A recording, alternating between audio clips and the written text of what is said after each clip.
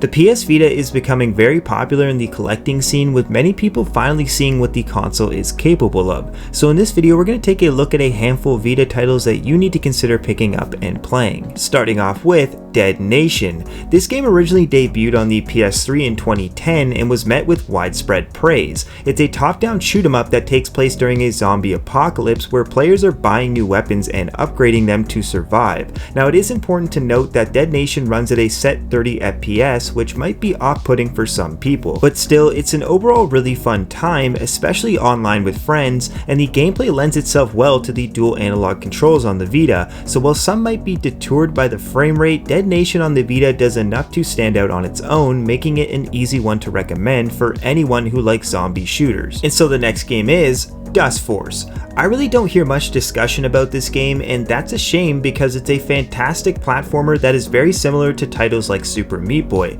In Dust Force you play as a janitor who has to clean and fight while avoiding various hazards. It's a fairly easy game to pick up and play, but one that's really tough to master. Overall, it looks great on the Vita's OLED screen, and it's a fun little platformer to take on the go with you. So if you're up for a challenge and you want something different, Dust Force is a title worth checking out. And next up is Shakedown Hawaii. Many might recognize this game because of how closely it resembles Retro City Rampage, and that's because it comes from the same creator. In Shakedown Hawaii you use a top-down perspective as you complete missions and explore the wide open map. The game has over 200 accessible buildings and destructible environments, along with plenty of mini games which all play and perform great on the PS Vita. So if you're wanting a fun open world game that doesn't take itself too seriously, Shakedown Hawaii is worth your time. And coming in next is UnMetal.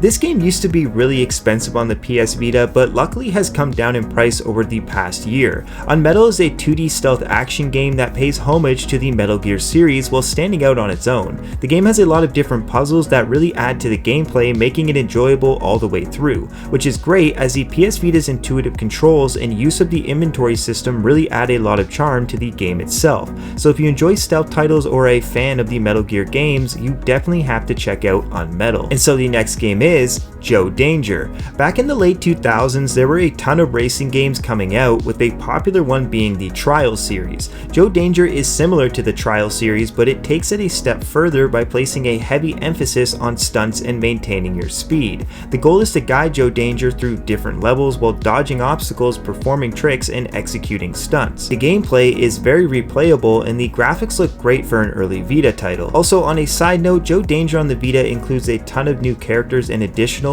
and has a refined control scheme, making it the definitive way to play. So if you like racing games and you want something a tiny bit different in that realm, be sure to check out Joe Danger. And next up is Russian Subway Dogs. This was one of the last games to ever officially release on the Vita, and it's an action arcade title that has you playing as stray dogs who have to eat and defeat enemies. Russian Subway Dogs is very creative as it gives you a lot of different ways to survive and keep your multiplier going, whether it's juggling vodka or grabbing food before it hits the ground. The pixel art design also looks really nice on the Vita, and there's a ton of unlockable characters from other popular games, so if you like challenging arcade titles and you want one for your Vita on the go, consider playing Russian Subway Dogs. And so coming in next is Sonic 3D All-Stars Racing. When people look for racing games on the Vita, they often look at Wipeout 2048 and Modination Racers, but they often don't talk about 3D All-Stars Racing, which is unfortunate because this game really stands out on its own as a great racing title with special attacks and very unique tracks.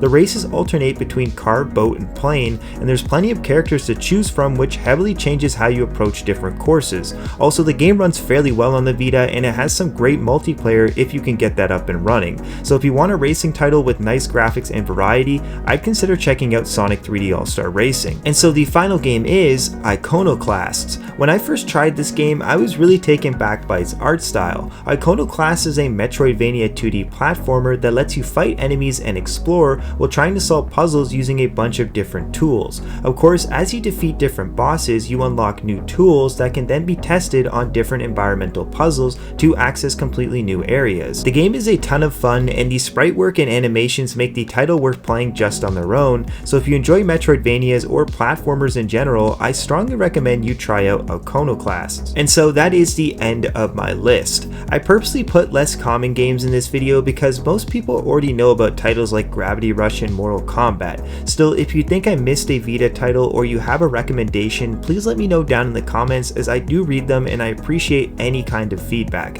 So with all that said, I just want to say thank you so much for watching this far. Please subscribe if you like my content or just find it interesting, and I will see you later. Bye.